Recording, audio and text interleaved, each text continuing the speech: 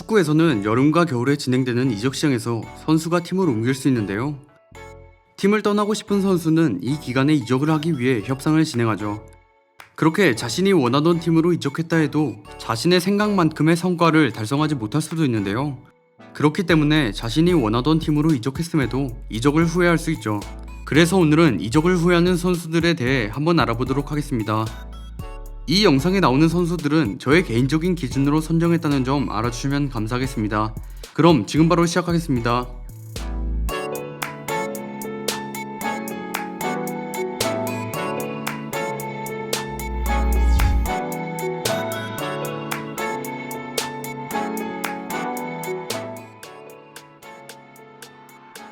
첫 번째로 알아볼 선수는 특급 유망주 센터백 마테이스 데리흐트입니다.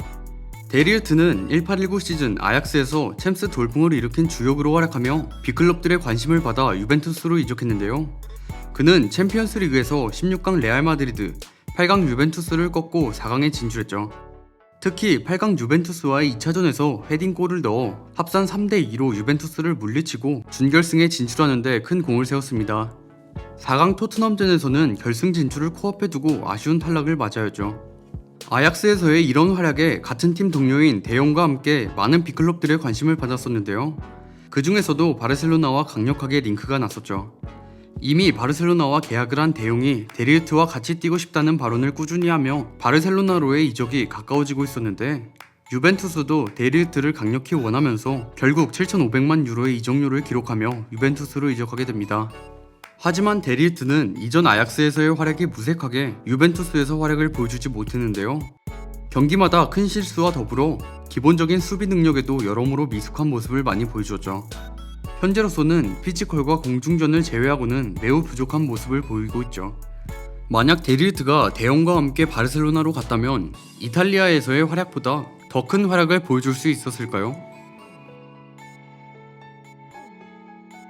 두 번째로 알아볼 선수는 무려 2천억 이적료의 주인공 필리페 쿠티뉴입니다. 현재 바이에른 뮌헨으로 임대를 간 쿠티뉴는 16-17 시즌 리버풀의 명실상부한 에이스로서 활약하고 있었는데요.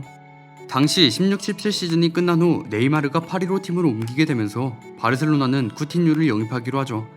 하지만 쿠티뉴는 2017년 1월 리버풀과 5년 재계약을 한 상태였기 때문에 영입이 쉽지만은 않았습니다. 리버풀도 계약기간 5년이나 남은 팀의 에이스를 팔려고 하지 않았죠. 결국 쿠티뉴는 바르셀로나 이적에 실패해 리버풀에서 17-18 시즌이 시작하게 됩니다. 17-18 시즌 전반기에도 쿠티뉴는 20경기에 출전해 12골과 9개의 도움을 기록하며 리버풀의 에이스라는 것을 보여주었는데요. 그 이후 17-18 시즌 겨울 이적 시장, 쿠티뉴의 마음이 이미 리버풀을 떠났다고 하지만 그래도 팀의 핵심 선수가 겨울에 이적하는 건 매우 드문 일이었기 때문에 이적을 하더라도 2018년 여름에 이적설이 다시 돌 거라는 여론이 지배적이었는데요. 하지만 모두의 예상은 빗나가게 되죠. 사실 여름 이적 시장 때도 쿠티뉴는 이적을 하기 위해 태업을 하는 등 좋지 못한 모습을 보여주었는데, 그 여름 때의 소동 이후 겨울 이적 시장이 개막하자마자 여름 때와 마찬가지로 태업으로 의심될 수 있는 부상 소동과 태도를 보여주었죠. 이로 인해 리버풀 팬들은 쿠티뉴를 향해 분노를 표출하기도 했습니다. 결국 쿠티뉴는 옵션 포함 1억 4,200만 파운드의 이적료로 바르셀로나에 입단하게 되죠. 쿠티뉴는 이적 초반 22경기 10골 6도움을 기록하는 활약을 선보이며 바르셀로나의 주축으로 거듭나는 것처럼 보였으나, 쿠티뉴는 결국 라리가 역사를 통틀어도 손에 꼽힐 먹튀로 전락하게 되죠.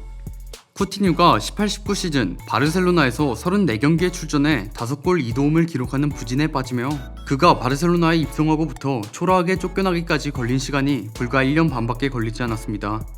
하지만 쿠티뉴가 떠난 리버풀은 클롭 감독 체제에서 챔피언스리그 우승을 이루며 전성기를 보내게 되죠. 19-20 시즌의 쿠티뉴는 그래도 바이에른 뮌헨으로 임대되어 분데스리가 무대에서 자신의 가치를 보였는데요. 리그 22경기에 출전해 8골과 4개의 도움을 기록하며 바르셀로나에서의 활약보다 나은 활약을 보여줬죠. 이런 쿠티뉴는 2023년 여름까지 바르셀로나와 계약되어 있는데, 바이에른 뮌헨이 쿠티뉴의 완전 영입을 원치 않는 가운데 쿠티뉴는 앞으로 어떤 곳에서 활약을 보여줄지 궁금하네요. 세 번째로 알아볼 선수는 프랑스 대표팀의 에이스 앙투안 그리즈만입니다. 현재 바르셀로나로 이적한 그리즈만은 바르셀로나 이전 AT 마드리드에서 활약을 보여주었는데요. 리그에서는 약 5년간 AT 마드리드의 주전 공격수로 활약하며 총 256경기에 출장해 133골 46도움을 기록하는 퍼포먼스를 보여줬죠.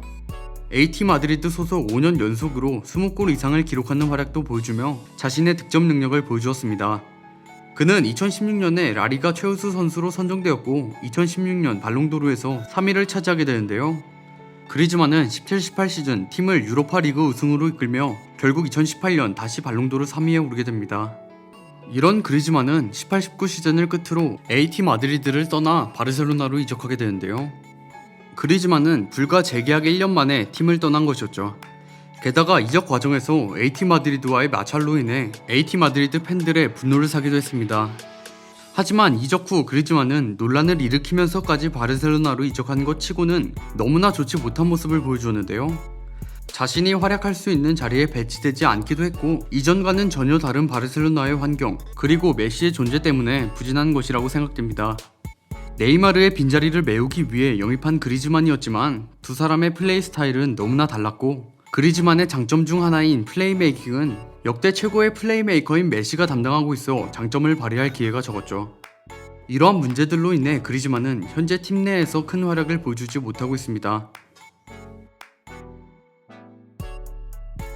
네 번째로 알아볼 선수는 파리 생제르맹의 에이스 네이마르입니다. 네이마르는 16-17 시즌까지 바르셀로나에서 활약 후 파리 생제르맹으로 이적했는데요.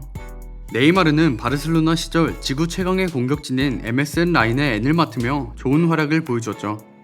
MSN으로 활약하던 바르셀로나 시절 네이마르는 14-15 시즌 총합 39골을 기록하며 바르셀로나의 명성에 걸맞은 퍼포먼스를 보여주었고 팀의 두 번째 트래블을 이끌었습니다. 당시 네이마르는 챔스 결승전에서도 골을 기록하며 바르셀로나의 챔스 우승을 이끌었는데 메시, 호날두와 함께 챔스 득점왕까지 차지하기도 했죠. 네이마르의 챔스 활약 중에서도 챔스 16강 파리전에서 큰 활약을 보여주었습니다. 1차전에서 4-0으로 대패한 바르셀로나에게 희망이란 단어는 찾아볼 수조차 없었는데요. 하지만 2차전에서 네이마르의 활약으로 바르셀로나는 매우 어려운 상황을 이겨내고 챔스 8강에 진출했죠.